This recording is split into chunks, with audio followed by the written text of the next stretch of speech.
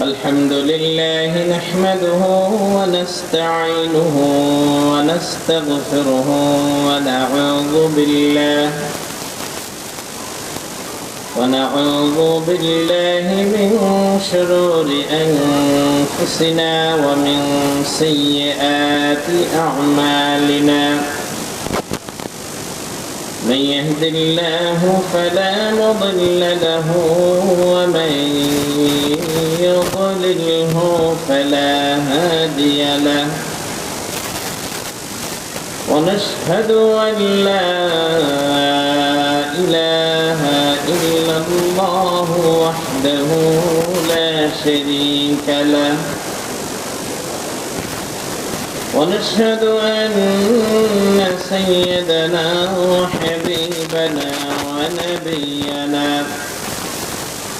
ومولانا محمدا عبده ورسوله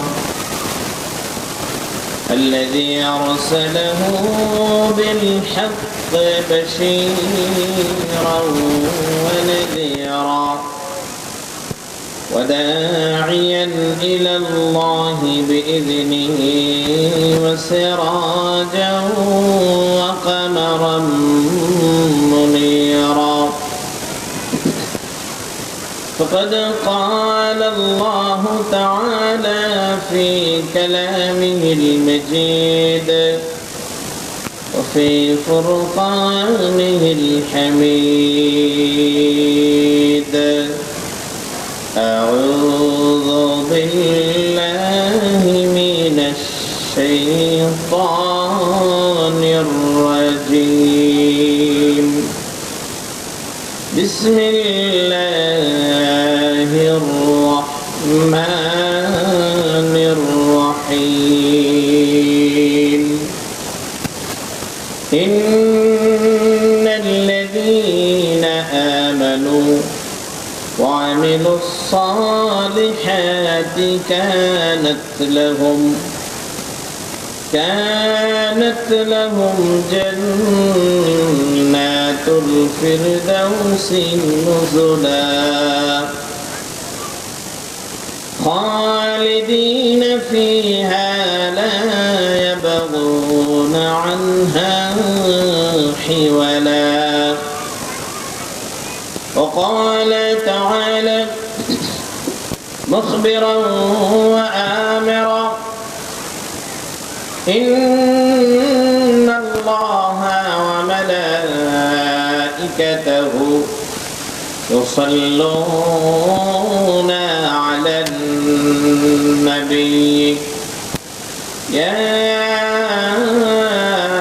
أيها الذين آمنوا صلوا عليه وسلموا تسليما. আমরা সবাই নামাজের দুরূদ পড়ি: আল্লাহুম্মা সাল্লি আলা মুহাম্মাদিন ওয়া আলা আলি মুহাম্মাদ কামা সাল্লাইতা আলা ইব্রাহিম ওয়া আলা আলি ইব্রাহিম إنك حميد مجيد. اللهم بارك على محمد وعلى آل محمد كما باركت على إبراهيم وعلى آل إبراهيم إنك حميد مجيد. صلى الله عليه وآله. আজকের এই জামসিং বাইতুর রহমত জামে মসজিদ ও যুব সমাজের উদ্যোগে আয়োজিত চতুর্থ বার্ষিক তাফসীরুল কোরআন মাহফিলের সম্মানিত সভাপতি, জামসিং বাইতুর রহমত জামে মসজিদের সম্মানিত সভাপতি জনাব মোহাম্মদ আব্দুল আলিম সাহেব, আল্লাহ তাআলা ভাইকে হায়াতে তাইয়্যিবা এবং সিহহাতে কুল্লিয়া দান করুন, বলেন আমিন। আমাদের আজকের বিশেষ অতিথিবৃন্দ, প্রধান অতিথি এবং আমার আগে যিনি আলোচনা করেছেন মুফতি শাখাওয়াত হোসেন চাঁদপুরি আপনাদের এই জামসিং মসজিদের সম্মানিত খতিব, আল্লাহ তাআলা হুজুরকে তার ইলমে, তার হায়াতে আল্লাহ তাআলা আরো বরকত দান করুন। আপনারা জানেন আমাদের মাঝে আজকে বিশেষ মুফাসসির হিসেবে উপস্থিত থাকবেন আন্তর্জাতিক খ্যাতিসম্পন্ন মুফাসসির কোরআন, রূপায়ণ টাউন কেন্দ্রীয় জামে মসজিদের সম্মানিত খতিব, কোরআন মাজিদের অনুবাদক এবং আন্তর্জাতিক মানের তাফসীর কারক শেখ মোহাম্মদ জামাল উদ্দিন। আমাদের মাঝে প্রধান বক্তা হিসেবে আজকে উপস্থিত থাকবেন খ্যাতিমান আলোচক, লন্ডন জামে মসজিদেরও যিনি খতিব, এটিএন বাংলার ভাইস চেয়ারম্যান, আন্তর্জাতিক খ্যাতিসম্পন্ন বিশিষ্ট ইসলামী চিন্তাবিদ আল্লামা তারেক মোনাওয়ার। আল্লাহ তাআলা সুস্থতার সাথে আমাদের মেহমানদেরকে আমাদের সামনে আসার তৌফিক দান করুন। হাজিরিন, আমি আপনাদের সামনে কোরআন কারীমের সূরা আল কাহফের 107 নম্বর আয়াতটি তেলাওয়াত করেছি। সুবহানাকা লা ইলমা লানা ইল্লা মা আল্লামতানা ইন্নাকা আনতাল আলিমুল হাকীম। আল্লাহ তাআলা যদি তৌফিক দেন, এর থেকেই দু একটি কথা বলে আমরা কোরআন থেকে শিক্ষা নেওয়ার জন্য চেষ্টা করব। আল্লাহ যেন কবুল করেন, বলে আমিন। আমরা সব সময় কোরআনের সাথে থাকব, কোরআন নিয়ে চিন্তা করব, কোরআন নিয়ে আমরা বেঁচে থাকব, কোরআনের সাথে আমরা মৃত্যুবরণ করব। কিয়ামতের দিন কোরআনের শাফাআত আল্লাহ আমাদের জন্য নসিব করে দিবেন। হাদিস শরীফে আল্লাহর নবী বিশ্বনবী মুহাম্মদুর রাসূলুল্লাহ বলেন, এই কোরআনের কারণে আল্লাহ জাতির এক শ্রেণীর মানুষের ভাগ্যকে সুপ্রসন্ন করে দেন।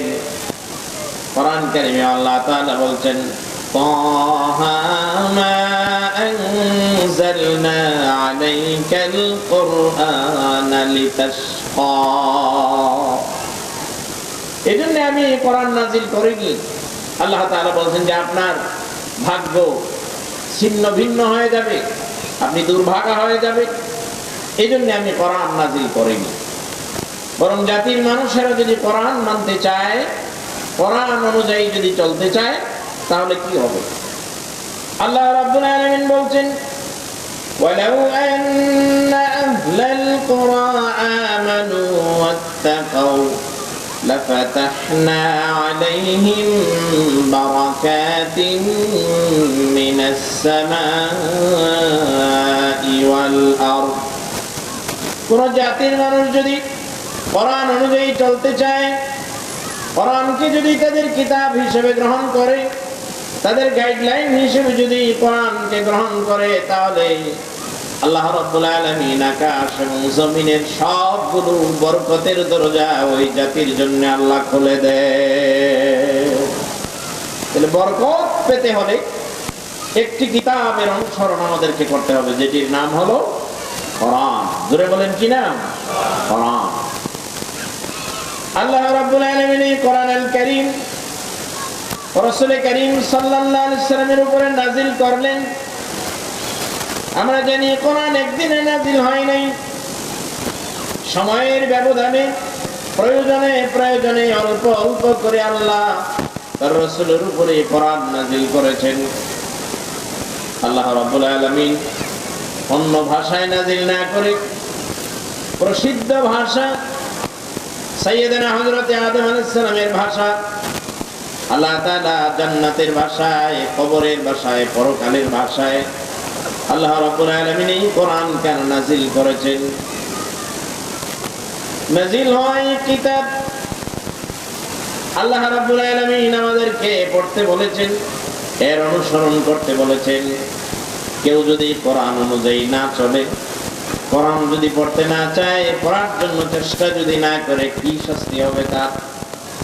কোরআন কারীমে আল্লাহ রাব্বুল আলামিন বলেন, মান আ'রাদা আন যিকরি ফাইন্না লাহু মাঈশাতান দানকা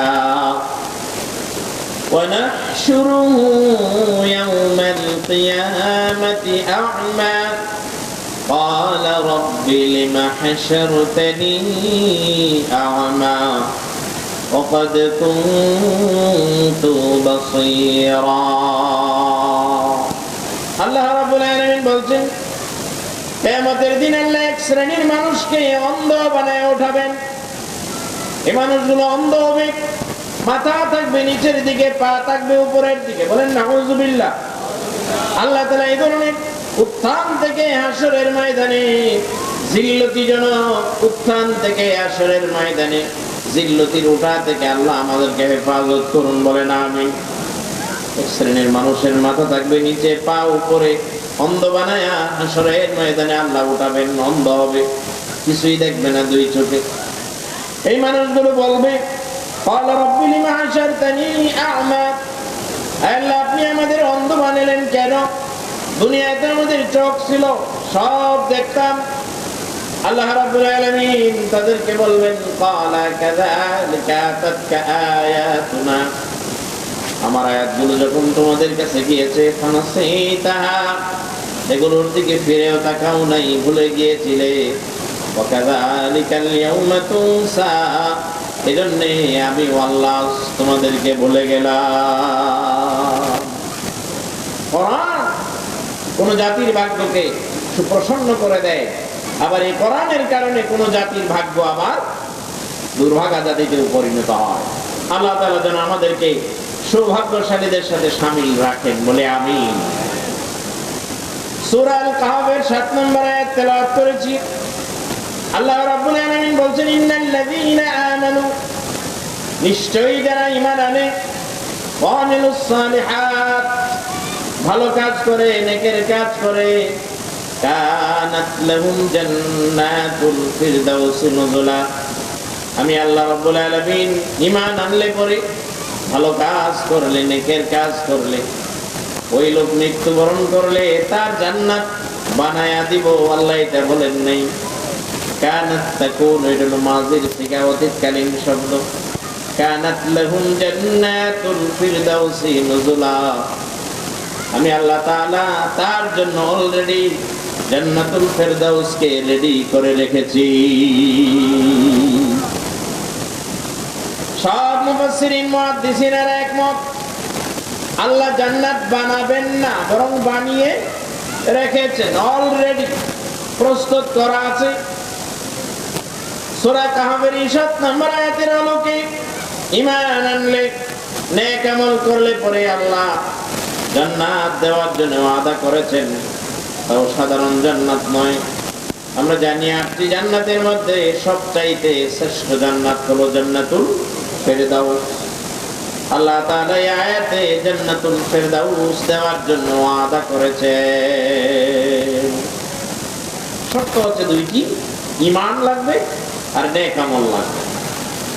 এক হচ্ছে ঈমান, দুই হলো নেক আমল।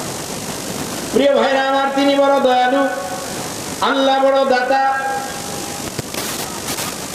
আল্লাহকে যে আল্লাহ বলে স্বীকার করে না, রব হিসেবে যে মানে না, এমন মানুষকেও দুনিয়ার অগাধ সম্পদের মালিক আল্লাহ বানায় দিয়েছেন। যেমন বিশ্বের সেরা ধনীদের মধ্যে একজন William Bill Gates. William Bill Gates অনেক সম্পদের মালিক। কি পরিমাণ সম্পদ তার আছে হিসাব করেও কুল পায় না।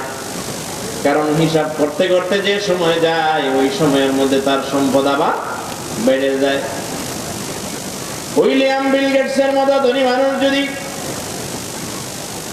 100 কোটি টাকা খরচ করে যদি 10টা মসজিদ বানায় দেয়, আল্লাহ রাব্বুল আলামিন উইলিয়াম বিল গেটসের 100 কোটি টাকা খরচের দিকে ফিরেও তাকাবেন না।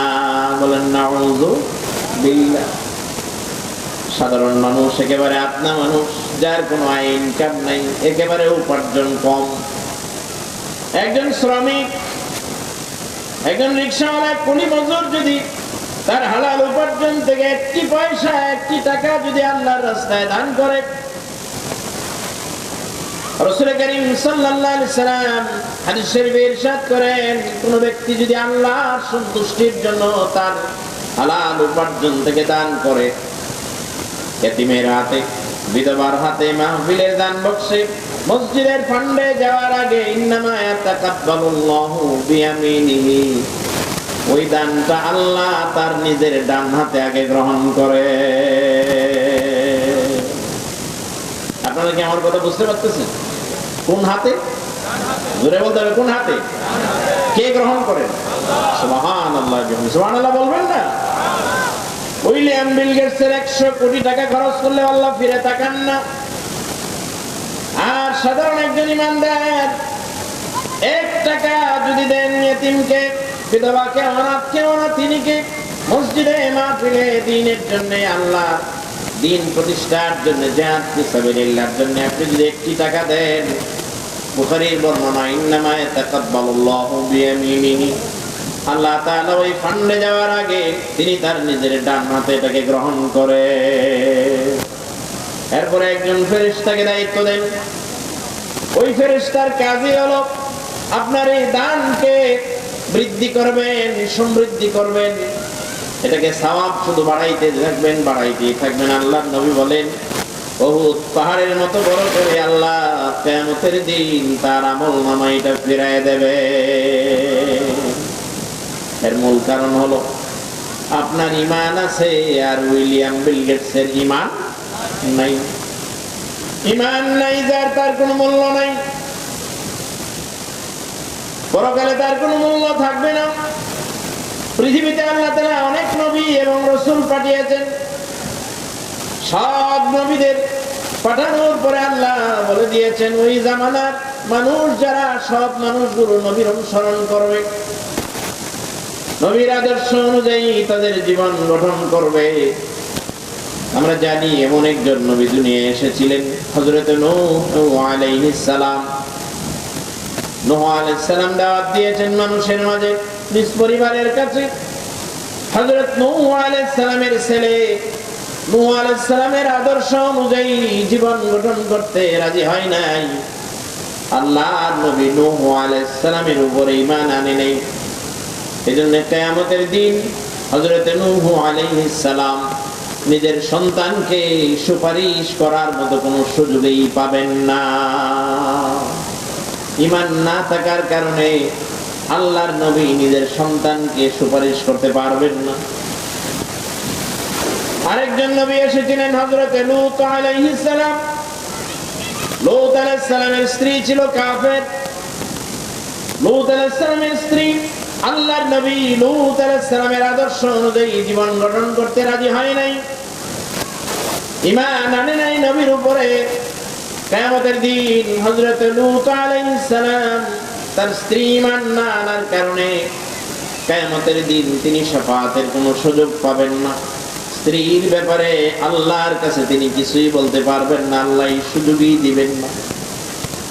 আমরা জানি এমন একজন নবী দুনিয়ায় ছিলেন, আল্লাহর নবী বিশ্ব নবী মুহাম্মদ সাল্লাল্লাহু আলাইহি সাল্লাম বলেছেন, কিয়ামতের দিন সব মানুষ যখন উলঙ্গ অবস্থায় উঠবে, ফাতান ওয়াফরাতান গরলা, কাপড়বিহীন, খতনাবিহীন অবস্থায় যখন সব মানুষ হাশরের ময়দানে উঠবে, আল্লাহর নবী যখন এই হাদিস বলছেন, হযরত আয়েশা রাদিয়াল্লাহু আনহা 2 চোখ চেপে ধরেছেন, ইয়া রাসূলুল্লাহ, কাপড়বিহীন অবস্থায় উঠবে, এটা তো বড় লজ্জার কথা।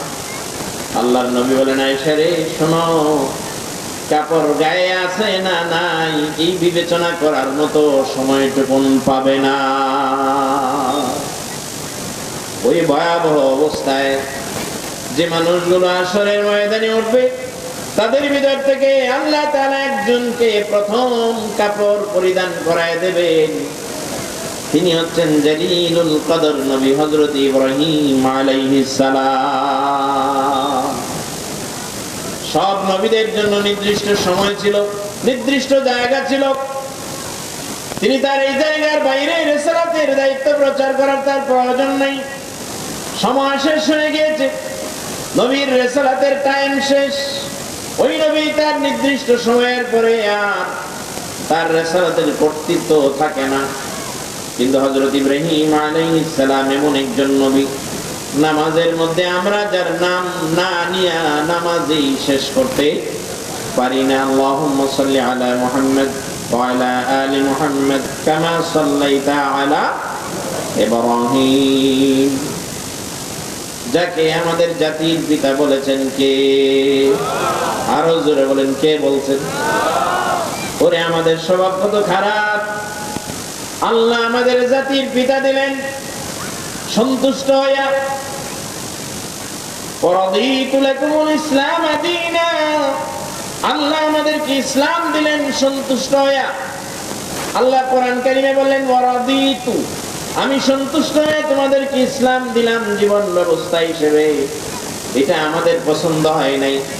পৃথিবীর বুকে মুসলমানদের হযরত ইব্রাহিম আলাইহিস সালামের মতো এমন একজন লিডারকে, ইব্রাহিম আলাইহিস সালামের মতো একজন সাইয়্যিদুল আম্বিয়াকে, এত বড় একজন জলিলুল কদর নবীকে জাতির পিতা ডাইকে আপত্তি মিটে নাই।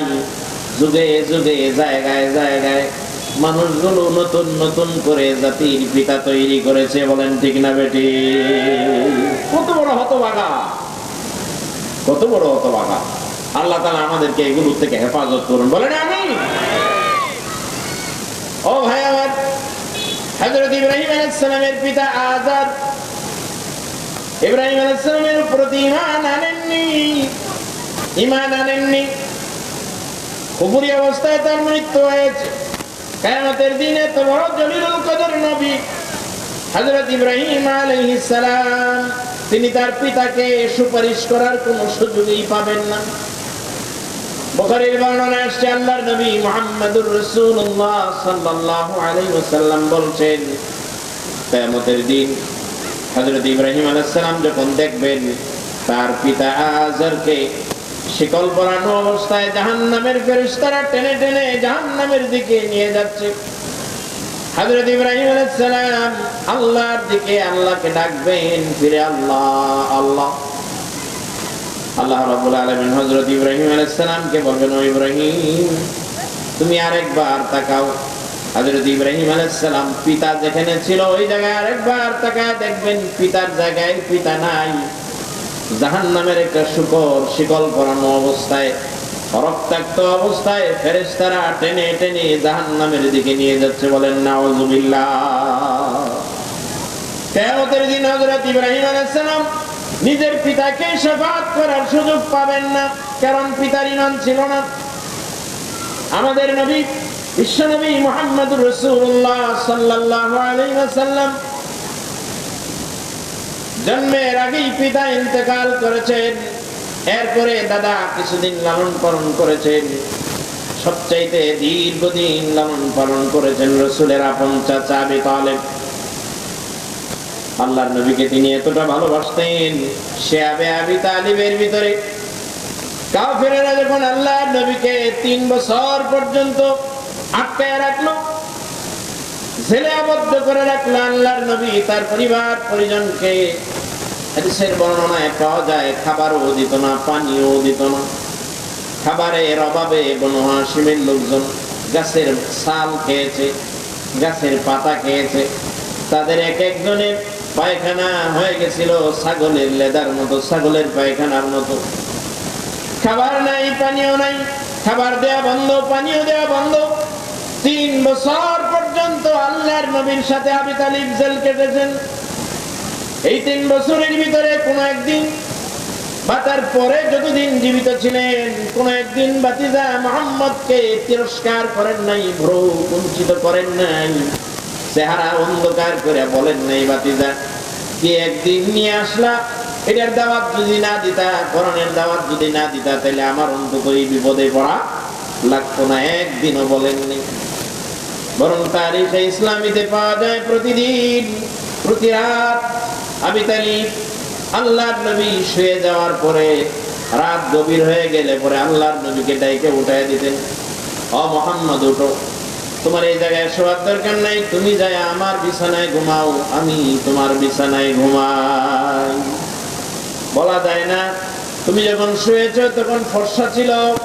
কোন কাফের যদি পাহাড়ের উপর থেকে তীরের নিশানা ঠিক করে রাখে, গভীর রাতে তীর মেরে যদি তোমাকে মেরে ফেলে, তাহলে এটা হবে আমার জীবনের জন্য সবচেয়ে বেদনার কারণ। কাজেই তুমি যায় আমার বিছানায় ঘুমাও, আমি তোমার বিছানায় ঘুমাই। ওই আবু তালিব ইন্তেকালের সময় আল্লাহর নবী তার মাথার পাশে বসা রাসূল করিম সাল্লাল্লাহু আলাইহি সাল্লাম বলতেন, আমার চাচা কালিমাটা খালি একবার পড়েন, আদর্শের স্বীকৃতিটা খালি একবার দিয়ে যান, আশহাদু লাকা বিহা ইনদাল্লাহ, কিয়ামতের দিন আল্লাহর কাছে আপনার ঈমানের ব্যাপারে আমি নিজেই সাক্ষী হয়ে যাব। এত বড় কথা রাসূল কাউকে এইভাবে বলেন। আবু জাহেল পায়ের পাশে থেকে বলছে, ও আবু তালিব, জীবনের শেষ সময়ে যদি ভাতিজার কথা ঈমান আনো, জাহান্নামের ভয়তে যদি তুমি ঈমান আনো, তাহলে আরবের মানুষেরা বুঝবে তুমি একটা ভিতু ছিলা, একটা কাপুরুষ ছিলা। নাউযুবিল্লাহ বলবে। আবু তালিব সর্বশেষ বলেছে, লাউলা আন তুআইরুনি কুরাইশুন লা আকরারতু বিহা আইনাক। ও আমার ভাতিজা, আমি তোমার আদর্শ নেই না, আমার মৃত্যুর পরে মানুষেরা আমায় ভৎসনা করবে, তিরস্কার করবে, এই ভয় যদি আমি না পাইতাম তাহলে তোমার চোখের সামনে কালিমাটা পড়ে দিতাম। শেষে তিনি বলতেন, আলা মিল্লাতি আব্দুল মুত্তালিব, আমি তোমার দিন নেই না, আমি আমার বাবার, আমি আমার দাদার দ্বীনের উপরে, ধর্মের উপরেই মারা গেলাম। বলেন নাউযুবিল্লাহ। আবু তালিবের ইন্তেকালের পরে আল্লাহর নবী অনেক কেঁদেছেন, দাড়ি বেয়ে বেয়ে নবীর পানি পড়েছে। যে চাচা এত সহযোগিতা করলেন, এতটা ইসলামের জন্য খেদমত করলেন, ঈমান না আনার কারণে, রাসূলের আদর্শ গ্রহণ না করার কারণে তিনি আজ চিরস্থায়ী জাহান্নামের বাসিন্দা হয়ে গেলেন। এখান থেকে মুক্তি পাবেন না, এটা আল্লাহর নবী বুঝতে পেরেছেন, জন্য কেঁদেছেন। আল্লাহ তাআলা কোরআনের আয়াত নাযিল করে রাসূলকে জানায় দিলেন, লাআল্লাকা বাখিউন নাফসাকা আল্লা তাকুনু মুমিনিন। মানুষেরা ঈমান আনবে না, এজন্য আপনি কেঁদে কেঁদে আপনার জীবনটাকে হয়রান করে দিবেন, পেরেশান করে দিবেন, কোনো প্রয়োজন নেই। ইন্নাকা লা তাহদি মান আহবাবতা, আপনি যাকে চান, যাকে ভালোবাসেন, চাইলেও আপনি তাকে হেদায়েত দিতে পারবেন না। ওয়ালাকিন্নাল্লাহা ইয়াহদি মান ইয়াশা, হেদায়েতের একমাত্র মালিক কে? তাই তো আমরা দেখেছি হেদায়েতের মালিক আল্লাহ, হেদায়েতের একমাত্র মালিক আল্লাহ। আল্লাহ যেন হেদায়েত নামক নিয়ামত থেকে আমাদেরকে বঞ্চিত না করেন, বলেন আমিন। এই গোলামি, বাপ দাদার দ্বীনের উপরে গোলামি, বাপ দাদার আদর্শের উপরে গোলামি, বহু মানুষের আছে এমন। কোরআন দিয়া যদি দাওয়াত দেওয়া, আসুন ইসলামী আন্দোলন করুন, দ্বীনের পথে আসুন, কোরআন বুঝুন, হাদিস বুঝুন, কয় না বাপ দাদা করে গেছে ওইটার উপরেই আছে। এরকম কিছু মানুষ আছে না নাই? সূরা আদিয়াতে আল্লাহ বলেন, এই মানুষগুলো যা করে এটা কি ভালোবাসে, লিহুব্বিল খাইরি লাশাদীদ, শক্তভাবে ভালোবাসে, সে যা করে এটা, কিন্তু আসলে এর বাইরেও সত্য আছে, দ্বীন আছে, ইসলাম আছে, এটা বুঝতে চায় না। আল্লাহ তাআলা এই ধরনের গুমরাহির থেকে আমাদেরকে হেফাজত করুন, বলেন আমিন। প্রিয় ভাইরা আমার, বলছিলাম হযরতে নূহ আলাইহিস সালাম ছেলে ঈমান না আনার কারণে কিয়ামতের দিন যদি শাফাআতের সুযোগ না পান, নবীর স্ত্রী লূত আলাইহিস সালামের স্ত্রী ঈমান না আনার কারণে, লূত আলাইহিস সালামের আদর্শ অনুযায়ী জীবন গঠন না করার কারণে কিয়ামতের দিন তিনি যদি শাফাআতের সুযোগ না পান, ইব্রাহিম আলাইহিস সালামের পিতা ইব্রাহিম আলাইহিস সালামের আদর্শ অনুযায়ী জীবন গঠন না করার কারণে, ইব্রাহিম আলাইহিস সালাম কিয়ামতের দিন যদি পিতার ব্যাপারে আল্লাহর কাছে সুপারিশের সুযোগ না পান, সাইয়্যিদুল মুরসালিন হাবিবুল্লাহ, আপনি আমার নবী বিশ্বনবী মুহাম্মদুর রাসূলুল্লাহর আপন চাচা, রাসূলের আদর্শ অনুযায়ী জীবন গঠন না করার কারণে তিনি যদি কিয়ামতের দিন সুপারিশের সুযোগ না পান, এত বছর পরে আমরা যারা বাংলাদেশে এসেছি, 1500 বছর পরে নবীর আদর্শ অনুযায়ী যদি জীবন গঠন না করি, জান্নাত পাওয়ার, নবীর শাফাত পাওয়ার কোনো সম্ভাবনা আছে নাকি? কিয়ামতের দিন রাসূলের সুপারিশ ছাড়া জান্নাত পাওয়া যাবে না। এজন্য আল্লাহ রাব্বুল আলামিন বলেন, ইন্নাল্লাযীনা আমানু, যারা ঈমান আনে, ওয়া আমিলুস সালিহাত, এবং নেকের কাজ করে, ভালো কাজ যারা করে কানাত লাহুম জান্নাতুল ফিরদাউসি নুজুলা, তাদের জন্য আমি আল্লাহ মৃত্যুবরণ করলে জান্নাত বানায়া দিব না, বরং ওই ইমানদারদের জন্য আমি আল্লাহ জান্নাতুল ফিরদাউসকে প্রস্তুত করে রেখেছি। আল্লাহ রাব্বুল আলামিনের ওয়াদা অনুযায়ী দুটি কাজ করলে পরে জান্নাত পাওয়া যাবে। একটি হলো ঈমান আর আরেকটি হলো আমলে সালেহ। ও ভাই আমার, খেয়াল করা লাগবে, কখন আমরা ঈমান এনেছি, কালিমায়ে শাহাদাত পড়েছি, কালিমায়ে তাইয়্যিবা পড়েছি, ঈমান এনেছি, আমাদের ঈমান আছে না নাই মাঝে মাঝে একটু টেস্ট করার দরকার আছে না নাই? কোন মানুষ যদি অসুস্থ হয়ে যায়, ডাক্তার ওষুধ দেওয়ার আগে কিছু টেস্ট দেয় যে আসলে রোগটা কি, এটা ধরার জন্য চেষ্টা করে, ঠিক কিনা? এরপরে ওই অনুযায়ী ওষুধ দেয়। আমরা যারা আমাদের ঈমানটাকে চেক করা দরকার। ঈমান এত মূল্যবান সম্পদের নাম, এত গুরুত্বপূর্ণ সম্পদের নাম। ঈমান নিয়ে যদি আপনি দুনিয়া থেকে বিদায় নিতে পারেন, পরকালে জান্নাত আপনার জন্য নিশ্চিত। ঈমান যদি না থাকে জান্নাত পাওয়া যাবে না। আমি খুব সংক্ষেপে বলি, 6টি বিষয় ঈমান আনা লাগে। আমানতু বিল্লাহি ওয়া মালাইকাতিহি ওয়া কুতুবিহি ওয়া রুসুলিহি ওয়াল ইয়াউমিল আখির ওয়াল কদরি খাইরিহি ওয়া শাররিহি মিনাল্লাহি তাআলা ওয়াল বা'থি বা'দাল মাউত। আল্লাহর প্রতি ঈমান, ফেরেশতাদের প্রতি ঈমান, রাসূলের প্রতি ঈমান, কিতাবসমূহের প্রতি ঈমান, এরপরে মৃত্যুর পরের জীবন, পরকালের প্রতি ঈমান, তাকদীরের প্রতি ঈমান। মূল বিষয় হলো 6টা। তোর মধ্যে 1 নাম্বার হলো কার প্রতি ঈমান? জোরে বলতে হবে, কার প্রতি ঈমান? আল্লাহর প্রতি ঈমানের 4টা অর্থ। এই 4 অর্থ যারা পূর্ণ করেন, এই 4টি বিষয় যাদের মধ্যে কমপ্লিট আছে, ওই লোকের আল্লাহর উপরে পূর্ণ ঈমান আছে। এই 4টা যদি না থাকে, মনে করতে হবে আসলে তার ভিতরে আল্লাহর পূর্ণ ঈমান নেই। 1 নাম্বার, আল্লাহর অস্তিত্বে বিশ্বাস করা লাগবে। পৃথিবীতে অধিকাংশ মানুষ আল্লাহর অস্তিত্বে বিশ্বাস করে, স্রষ্টা নাই, আনসিন ইজ নাথিং, যা দেখি না তা বিশ্বাস করি না, এ ধরনের নাস্তিকের পরিমাণ একেবারেই কম। আমাদের দেশে মাঝে মধ্যে কিছু নাস্তিক দেখা যায়। এই তো গত পিরিয়ডে কিছুদিন আগে শাহবাগে আমরা কিছু নাস্তিক দেখেছি, বলেন ঠিক না বেটি? কিছু সংখ্যক মানুষের প্রমোট করা ছিল, ওরা প্রতিবেশী দেশে সহযোগিতায়, অর্থায়নে, মদদে, সুযোগ সুবিধা নিয়ে ওরা নাস্তিক দাবি করেছে। এখন আর ওদেরকে মাইক্রোস্কোপ দিয়া কোথাও খুঁজে পাওয়া যায় না, ঠিক না বেটি? আমাদের 5ই আগস্টের পরে নাস্তিকদের প্রভাব মুক্ত হয়েছে বাংলাদেশ। এই জন্যে এই আন্দোলনে যারা শাহাদাত বরণ করেছে, শ্রম দিয়েছে, রক্ত দিয়েছে, আল্লাহ যেন এদেরকে কবুল করেন, বলেন আমিন। নাস্তিকদের প্রভাব মুক্ত হয়েছে। কি প্রভাব! আহা, বড় বড় ব্যক্তিরা, আমরা নাম বলবো না, দেশের সর্বোচ্চ ব্যক্তিরা পার্লামেন্টে বলেছে মন চায় ছুটে যায় ওদের সাথে সময় দিতে। কথা বলেন ঠিক না বেটি? কোথায় আল্লাহ তাআলা দায়িত্ব দিয়া, ক্ষমতা দিয়ে দেখেন, লিনানজুরাকুম কাইফা তা'মালুন, কি আমলটা তুমি করো। ওরা আল্লাহর নামে, রাসূলের নামে বিশুদ্ধার করেছে। তারা তাদের ব্লগে রাসূলের বিরুদ্ধে লিখেছে, আল্লাহর বিরুদ্ধে লিখেছে। এমনকি একজন বলছে, আজকে শাহবাগে যদি আল্লাহ আসে তাহলে আল্লাহরেও ফাঁসি দিয়ে দেব। নাউজুবিল্লাহ বলবেন না? ফাতায়া ফুতু, এখন আর খুঁজাও পাওয়া যায় না। আল্লাহ কাউকে সহজে ধরেন না, ধরলে আল্লাহ ছাড়েন না।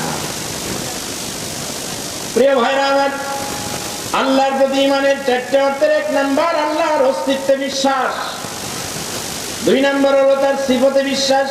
আল্লাহর নবী বলেন, ইন্না লিল্লাহি তাআলা 99 ইসমান মান আহসাহা দাখালাল জান্নাহ। আল্লাহ তাআলার সিফতে 99টা নাম আছে। কেউ যদি এটা আয়ত্ত করে, ওই অনুযায়ী জীবন গঠন করে, তাহলে রাসূল সাল্লাল্লাহু আলাইহি সাল্লাম বলেন, ওই ব্যক্তি আল্লাহর জান্নাতে প্রবেশ করবে। কিছু শব্দ আমাদের দেশে ব্যবহার করা হয়, ইসলামের সাথে সাংঘর্ষিক। প্রাকৃতিক দুর্যোগের পরে বলে যে প্রাকৃতিক দুর্যোগ মোকাবেলা, কথা বলেন আছে না নাই? মোকাবেলা হয় কাকে? মোকাবেলা কাকে বলে? প্রাকৃতিক দুর্যোগ যখন আসে, গজব আযাব যখন আসে, তার সমান শক্তি অথবা তার চাইতে বেশি শক্তি নিয়ে এটাকে প্রতিহত করার নাম হচ্ছে মোকাবেলা। আচ্ছা, ঝড় যখন আসে, বন্যা যখন আসে, এমন বাবার কোন সন্তানের সাহস আছে ঝড়ের সামনে, বন্যার সামনে আরো বেশি শক্তি নিয়ে বুক ফুলাইয়া দাঁড়ায় থেকে এটাকে প্রতিহত করবে? এই সাহস কার আছে? এই শব্দগুলো পরিবর্তন হওয়া দরকার। মোকাবেলা না, প্রাকৃতিক দুর্যোগ পরবর্তী পুনর্বাসন, এই কথা বলা যায় যে মানুষ ক্ষতিগ্রস্ত হয়েছে, আমরা তাদেরকে পরবর্তীতে সহযোগিতা করছি, পুনর্বাসনের জন্য আমরা প্রস্তুত, কিন্তু মোকাবেলার জন্য রেডি, এই কথা বলা এটা আদবের খেলাফ, শিষ্টাচারের খেলাফ। প্রিয় ভাইরা আমার, আল্লাহর প্রতি ঈমানের প্রথম অর্থ হলো আল্লাহর অস্তিত্বে বিশ্বাস, 2 নম্বর তার সিফাতে বিশ্বাস, 3 নম্বর তার কুওয়াত তথা কুদরতে বিশ্বাস। ফাআলুল লিমা ইউরিদ, যখন যা খুশি তখন তা করেন, শুধুমাত্র একজন সত্তা। যে আমরা এখানে যারা মাইকের আওয়াজ যত দূর যাচ্ছে, পৃথিবীর যত ক্ষমতাশালী ব্যক্তি হোক, যখন যা খুশি তখন তা করতে, কথা বলেন, পারে নাকি? পারে না। তার খাসির গোশত খাওয়ার ইচ্ছা হয়েছে, খেতে পারবে না, সময় লাগবে, ফ্রিজের থেকে বের করা লাগবে, না হয় বাজার থেকে যায় আনতে হবে, রান্না করা লাগবে, তারপরে খাওয়া লাগবে, চাইলেই করতে পারবে না। মন চাইছে আকাশে উড়ে বেড়াবে, সম্ভব? কথা বলেন ভাই, সম্ভব নাকি? সম্ভব নয়। যা খুশি তা করতে পারেন যিনি, এক সত্তা, তিনি কে? এজন্য আল্লাহ রাব্বুল আলামিন কোরআন কারীমে বলছেন ফাআলুল লিমা ইউরিদ, যখন যা খুশি তখন তা করেন। ইন্নামা আমরুহু ইযা আরাদা শাইআন আন ইয়াকুলা লাহু কুন ফায়াকুন, তিনি যখন কোনো কিছু সৃষ্টি করতে চান শুধু কুন বলেন, কুন বলতে দেরি হয়, ফায়াকুন সাথে সাথে হয়ে যেতে আর দেরি হয় না। মহান সত্তার অধিকারী কোথায়? 40 বছর 50 বছরের জন্য আপনি পরিকল্পনা করছেন মাতবরি করবেন, একবারে এক ঠেলায় গোষ্ঠী শুদ্ধ শেষ, ঠিক না? নাই। তাহলে কার পরিকল্পনা বাস্তবায়ন হয়েছে? ওই আল্লাহর উপরে আপনার ঈমান থাকা লাগবে। 4 নম্বর একটা বড় কঠিন। 4 নম্বরে আল্লাহ রাব্বুল আলামিনের কিতাবে আল্লাহ বলছেন আল্লাহর প্রতি ঈমানের 4 নম্বরের অর্থ হলো তার আইন এবং বিধানে বিশ্বাস করা লাগবে।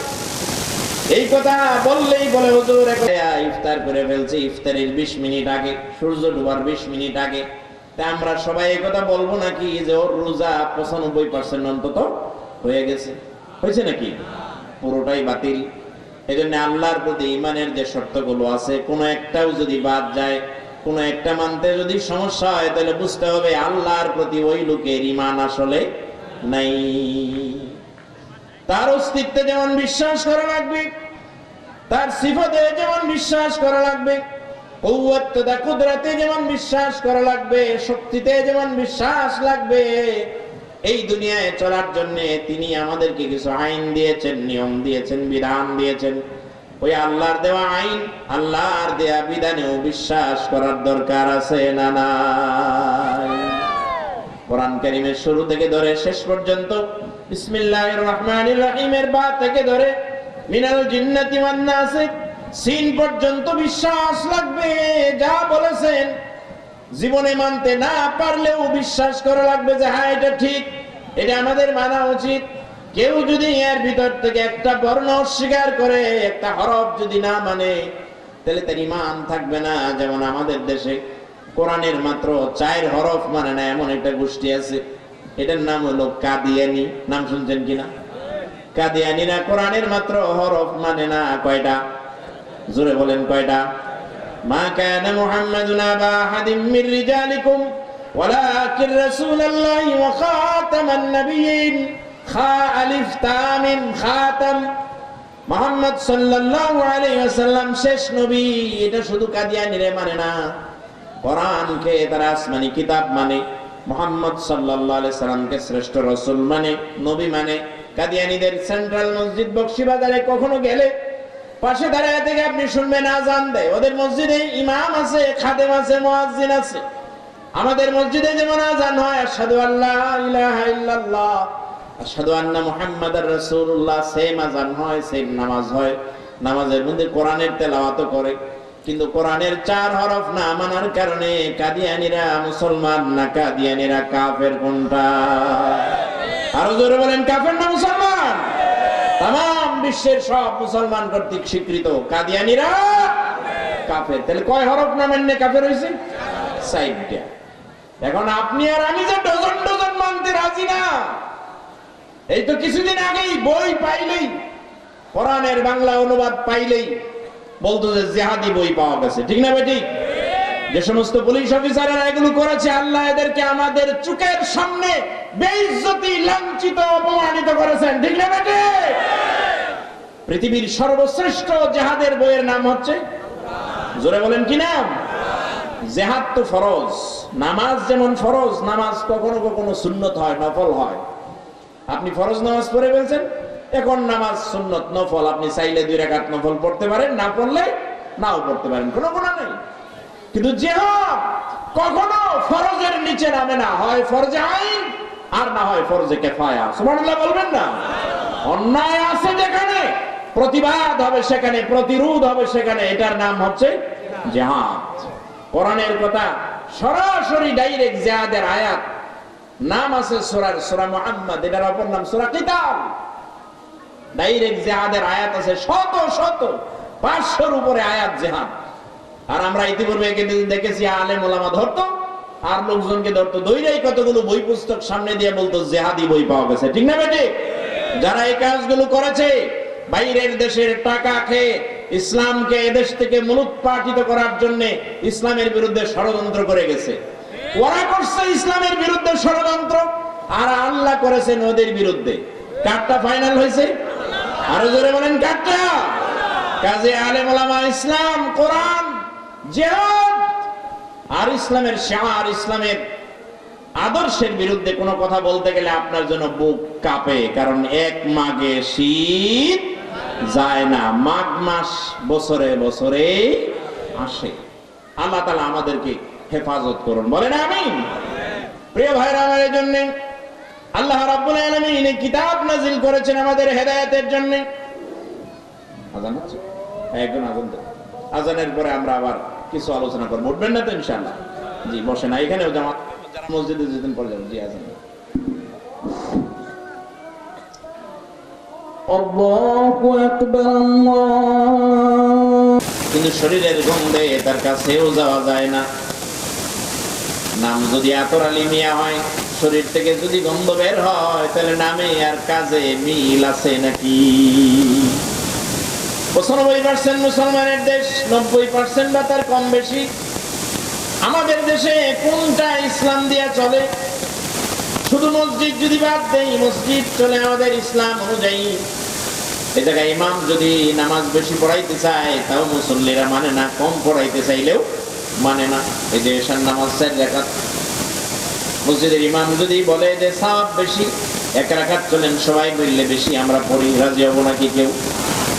4 রাকাত পরে যদি ইমাম সাহেব দাঁড়াইতে চায়, সবাই মিললে আমরা পিছনে লোকমা দিব, হুজুর থেমে যান আর আগাইয়েন না, ঠিক না বেঠিক? শুধু এই হুজুর কেন, কাবা শরীফের ইমাম এসে যদি এই ইশার নামাজ যদি 5 রাকাত পড়াইতে চায়, আপনারা মানবেন নাকি কেউ? কেউ আমরা মানবো না। এই জায়গায় আমরা ইসলাম মানি, কিন্তু বাইরে গেলে ইসলাম আর থাকে না। আমার ব্যক্তি জীবনে ইসলাম নাই, পারিবারিক জীবনে ইসলাম নাই, সমাজ জীবনে ইসলাম নাই, রাষ্ট্রীয় জীবনে ইসলাম নাই। বলেন হুজুর, ব্যক্তি জীবনে ইসলাম নাই কেমনি? আল্লাহর নবী বাজারে গেলেন, শুনতেছেন তো আমার কথা নাই? আল্লাহর নবী বাজারে গেলেন, বাজারে যাওয়ার পরে দেখলেন বাজারের মুখে রাসূলুল্লাহর এক সাহাবী, তিনি বসে বসে খেজুর বিক্রি করছেন। আল্লাহর নবী খেজুরের টোকার ভিতরে, তালের ভিতরে হাত ঢুকায় দিলেন, হাতটা বের করে আনলেন, এনে দেখলেন ভিতরের খেজুরগুলো ভিজা, বাইরের খেজুরগুলো শুকনো। রাসূল বললেন, কি রে এটা কি? ওই সাহাবী বলল, ইয়া রাসূলুল্লাহ, একটু আগে বৃষ্টি আসছিল, আমার কাছে কোনো সামান নাই এমন যে আমি আমার খেজুরগুলো ঢেকে দিব, বৃষ্টিতে ভিজে গেছে, খেজুর বেচা দরকার। কেউ যদি ভিজা খেজুর মনে করে না নেয়, তাহলে তো বিপদ হবে, বাজার করা যাবে না। এই জন্য ভিজা খেজুরগুলো ভিতরে দিছি, আর শুকনো খেজুরগুলো আমি বাইরে রাখছি। আল্লাহর নবী বললেন ইন্না হাযা গাশশুন, ইন্না হাযা গাশশুন, ইন্না হাযা গাশশুন। এটা একটা প্রতারণা, এটা একটা প্রতারণা, এটা একটা প্রতারণা। কয়বার বললেন? আরো জোরে বলেন কয়বার? আল্লাহর নবী তার নিজের সাহাবীকে বলছেন এটা একটা প্রতারণা। ওমান গাশশা ফালাইসা মিন্না, আর যে ব্যক্তি প্রতারণা করে সে তো আমার উম্মতের ভিতরেই নাই, উম্মত থেকে খারেজ। আমরা আমাদের জীবনে বহু জায়গায় মানুষদেরকে প্রতারণা করে ঠকাইতে চাই, বলেন ঠিক না বেটি? এই জন্য ব্যক্তি জীবনে আগে ইসলাম মানা লাগবে, মানার অভ্যাস গড়ে তুলতে হবে। পারিবারিক জীবনে ইসলাম মানতে হবে, সামাজিক জীবনে ইসলাম মানতে হবে, রাষ্ট্রীয় জীবনে ইসলাম মানতে হবে। রাসূল করিম সাল্লাল্লাহু আলাইহি সাল্লাম 10 বছরের প্রেসিডেন্ট ছিলেন মদিনার। শুধু তাই নয়, মক্কা থেকে মদিনায় যখন হিজরত করেন আল্লাহ তার রাসূলকে দোয়া শিখিয়েছেন, ইয়া রাসূলুল্লাহ আপনি তো মক্কায় কিছুই করতে পারেন নাই, আপনার কথা অনুযায়ী কিছুই চলে নাই, তাহলে আপনি দোয়া করুন আখরিজনি মুখরাজা সিদকিন ওয়াজআলনি মিন লাদুনকা সুলতানান নাসিরা। আয় আল্লাহ আমাকে সহায়ক রাষ্ট্র শক্তি দাও যাতে করে ইসলামকে আমি কায়েম করতে পারি, এস্টাবলিশ করে দিতে পারি। দোয়াটা শিখাইছেন কে? আল্লাহর নবী মদিনায় গেলেন, আল্লাহ তার রাসূলকে মদিনার রাষ্ট্রপ্রধান বানায় দিলেন, বলেন সুবহানাল্লাহ। এরপরে কোরআনের ফৌজদারি দণ্ডবিধির আয়াতগুলো নাযিল হতে লাগলো। রাসূলুল্লাহ 10 বছর দেশ চালায় দেখাইলেন, কোরআন এবং হাদিস দিয়ে সুন্নাহ দিয়ে দেশ কেমনে চালানো লাগে, ঠিক না বেটি? রাসূলের আদর্শ, রাসূলের সুন্নাহ শুধু ঘরের ভিতরে মিষ্টি খাওয়া সুন্নত, খাবারের পরে মিষ্টি খাওয়া সুন্নত, এটা মানলে শুধু হবে না, সুন্নাহ মানা লাগবে সব জায়গায়, টপ টু বটম সব ক্ষেত্রে মানতে রাজি থাকতে হবে। সূরা আলে ইমরানের 31 নম্বর আয়াতে আল্লাহ এই কথাই বলেছেন, কেউ যদি রাসূলের সুন্নাহ সব জায়গায় মানতে রাজি হয়, ব্যক্তি জীবনে, সমাজ জীবনে, পারিবারিক জীবনে, আন্তর্জাতিক জীবনে, রাষ্ট্রীয় জীবনে, সব জায়গায় যদি কেউ রাসূলের সুন্নাহ মানতে রাজি হয়, আল্লাহর আইন অনুযায়ী চলতে যদি কেউ রাজি হয়ে যায়, সিদ্ধান্ত নিতে দেরি, আল্লাহ তার গুনাহগুলো ক্ষমা করতে দেরি করেন না। কুল ইন কুনতুম তুহিব্বুনাল্লাহ ফাত্তাবিউনি ইউহিব্বুকুমুল্লাহ ওয়া ইয়াগফির লাকুম যুনুবাকুম। রাসূলের আদর্শ তুমি গ্রহণ করবে, মানসিকভাবে একটা সিদ্ধান্ত নেবে যে আমি এখন থেকে ইনশাআল্লাহ মেনে চলবো, চেষ্টা করব, সাথে সাথে আল্লাহ তার জীবনে সব গুনাহ মাফ করে দিবে। এখন বলেন রাসূলের আদর্শ অনুযায়ী আমাদের চলার দরকার আছে না নাই? ইসলাম কোন জায়গায় মানি? রাস্তা দিয়ে হাঁটলে আমরা কোন পাশে হাঁটি, ডাইনে না বামে? বাম দিয়ে হাঁটি। অথচ রাসূল বলছেন যখন তুমি রাস্তা দিয়ে যাবে, চলবে, তখন কোন দিক দিয়ে যাবে? ডাইন দিয়ে যাবে। শুধু তাই না, উল্টা দিক দিয়ে যাই তো যাই, এরপরে বলি ডাইন সাইড হলো রং সাইড, বলি কি না? ওই বলে রাসূলের পুরো উল্টা সুন্নাত। কি চলে?